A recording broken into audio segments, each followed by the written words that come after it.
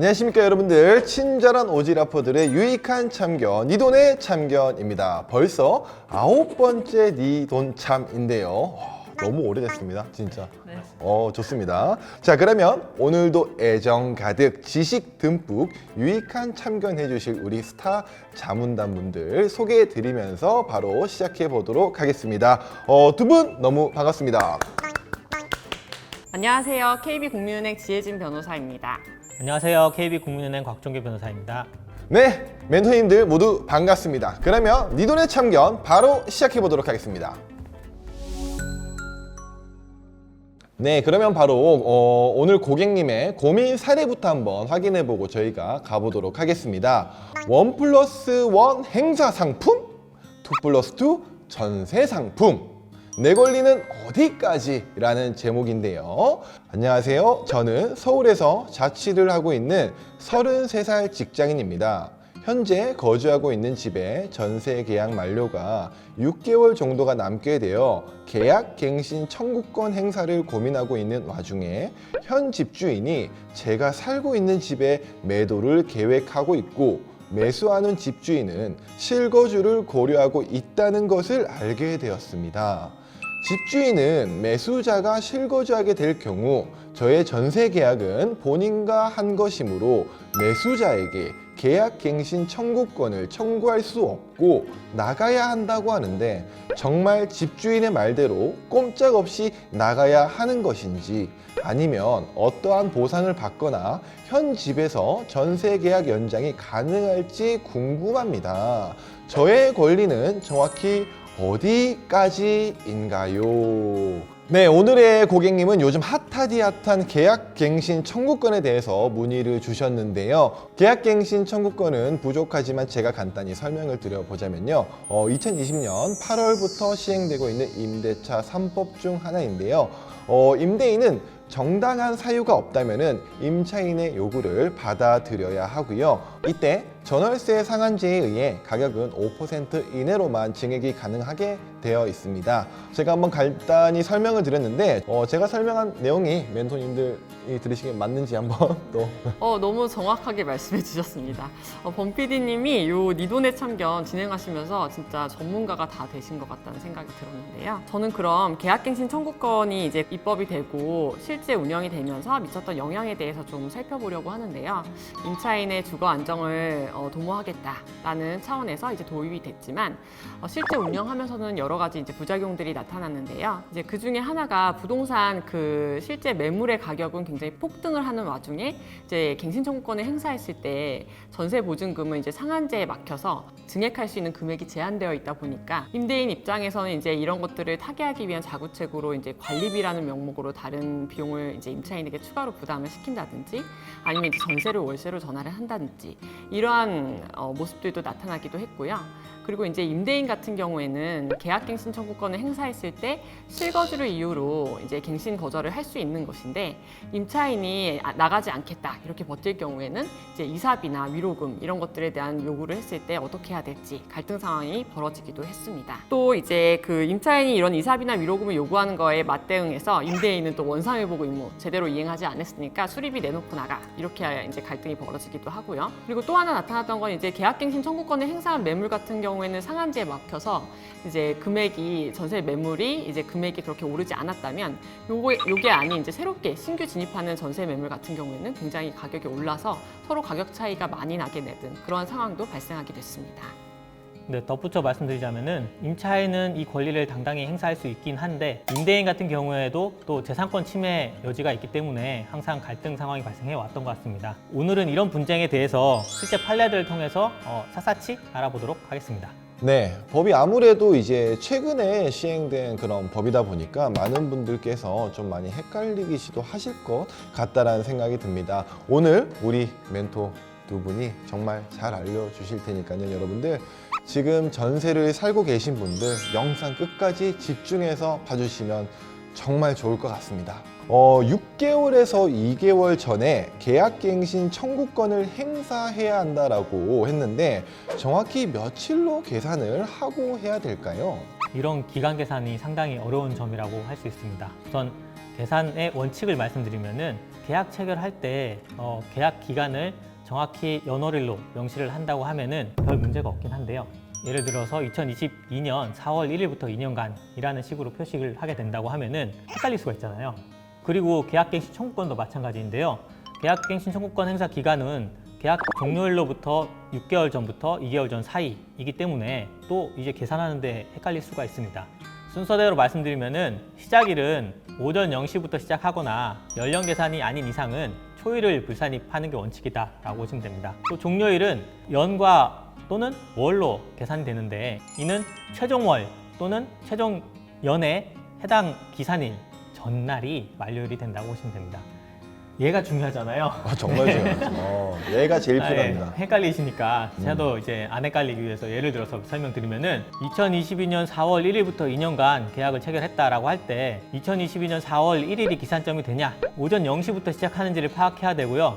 오전 0시부터 시작하는 계약이다라고 하면은 2022년 4월 1일부터 2024년 3월 31일 그러니까 2024년 4월 1일 전날이 계약 만기일이 된다라고 보시면 됩니다.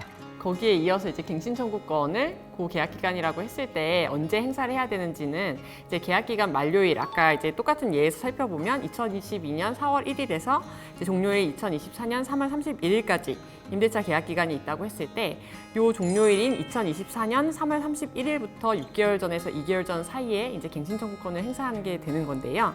이제 계약 종료일을 기산점으로 해서 2개월을 기산한다고 하면 계약 종료일을 이제 24시까지 다 보장을 해주는 것은 아닐 테니까 그 초일은 불산입한다고 보고 그럼 그때로부터 2개월 전이라고 하면 2024년 1월 30일 24시까지는 갱신 청구권을 행사해야 된다라고 보시면 되겠습니다. 근데 이 갱신 청구권이라고 하는 거는 도달일 기준으로 하기 때문에 그때까지 도달이 돼야 되는 거고 지금 보신 것처럼 굉장히 계산 방법이 복잡하기 때문에 요거 딱 맞춰서 행사하시기보다는 그 기간 안쪽에서 안전하게 행사하는 것을 추천드립니다.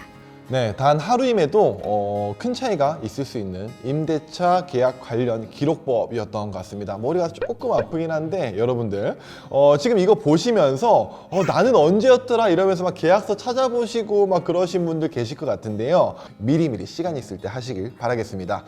이번 질문은 사연자분의 질문인데요. 사연자분의 상황처럼 새 집주인에게도 계약갱신 청구권을 행사할 수 있는 건지가 조금 궁금합니다. 네, 사연자님과 비슷한 사례에서 판단한 그 하급심 판결이 있어서 소개를 좀 해드리려고 하는데요. 이 경우에도 이제 종전 임대인 같은 경우에는 매매 계약을 체결한 그 임대인이고 매매 계약을 목적으로 하고 있는 임대인이기 때문에 실거주 목적은 없겠죠. 근데 매수하려고 하는 그 매수인 쪽이 이제 실거주 목적으로 매수를 하는 상황이었어요.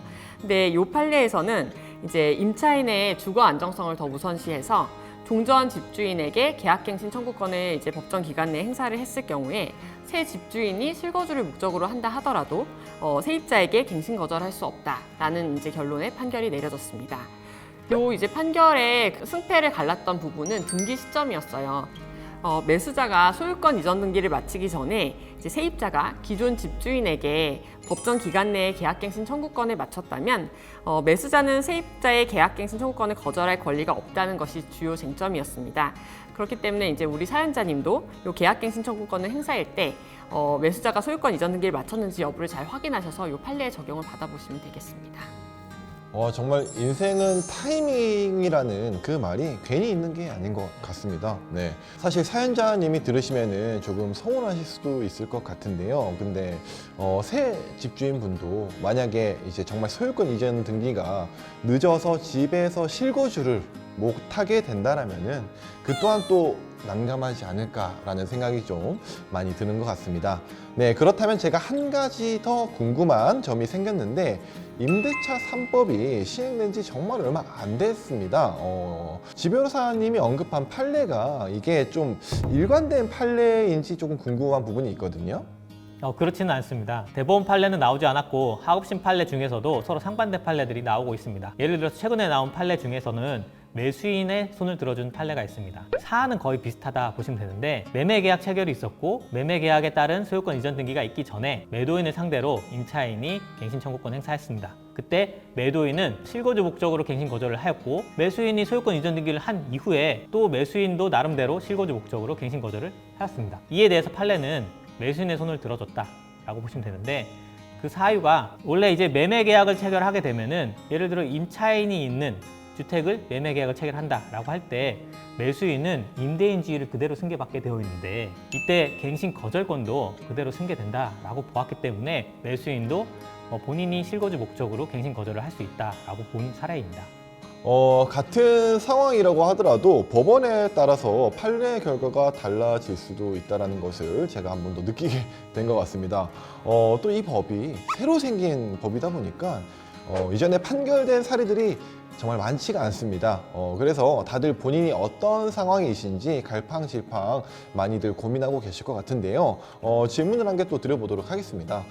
이 외에도 계약갱신 청구권에서 갱신된 경우와 묵시적 갱신의 경우 임차인은 언제든지 계약 해지가 가능하다라고 하는데 이에 대한 내용도 한번 같이 설명을 주시면은 저희 시청자분들이 많이 도움이 될 것 같거든요.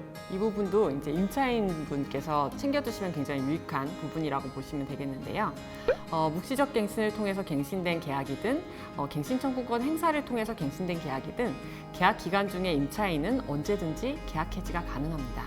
다만 이제 계약 해지를 통보하고 3개월 후에 효력이 발생한다고 보시면 되겠고 따라서 이제 3개월 후에 보증금 반환 청구도 가능하다고 보셔야겠죠.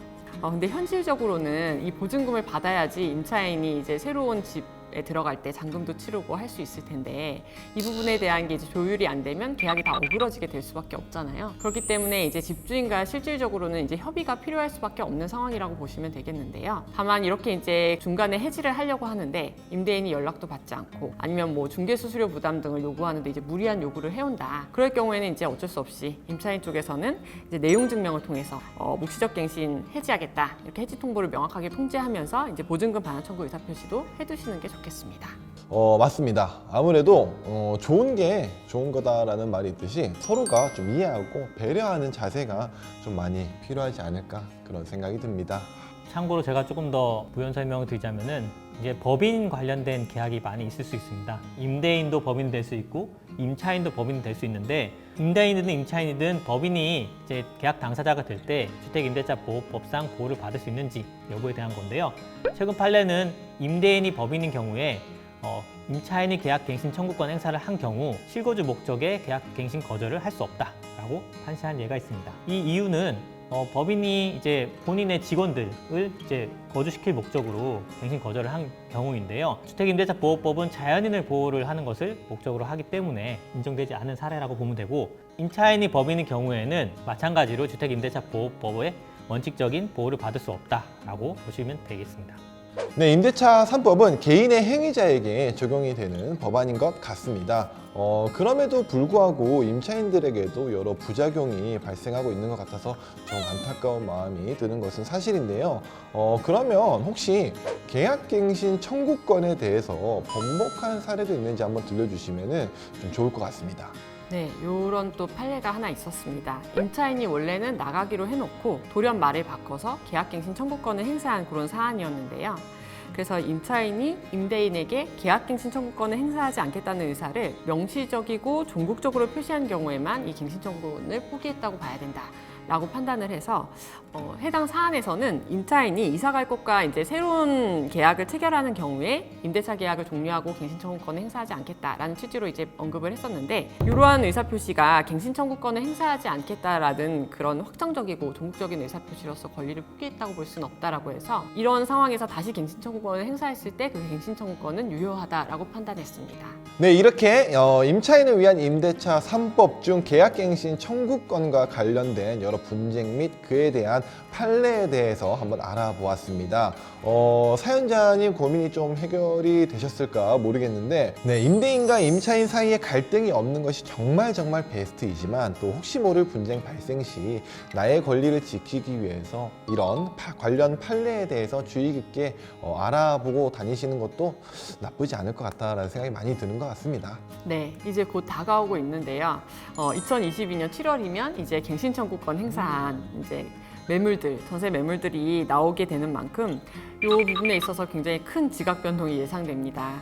그렇기 때문에 이제 임대인은 임대인대로, 임차인은 임차인대로 이 부분에 있어서 이제 임대 임차를 계획하고 계시다면 이 부분이 시장에 미치는 영향에 대한 것을 좀 면밀히 살펴보셔야 될 것 같습니다. 임대차 시행 후에 27%의 전세값 상승이 있었는데요. 올해는 임대인과 임차인 모두 웃는 한 해가 되었으면 좋겠습니다. 네, 우리의 자산을 심층적으로 관리해주는 친절한 오지라퍼들의 유익한 참견, 니돈의 참견. 다음 10화에서도 유익하고 친절하게 참견하러 돌아올 테니까 여러분들 오늘 영상 정말 유익하셨죠? 영상 유익하셨다면 구독과 좋아요. 부탁드리겠습니다.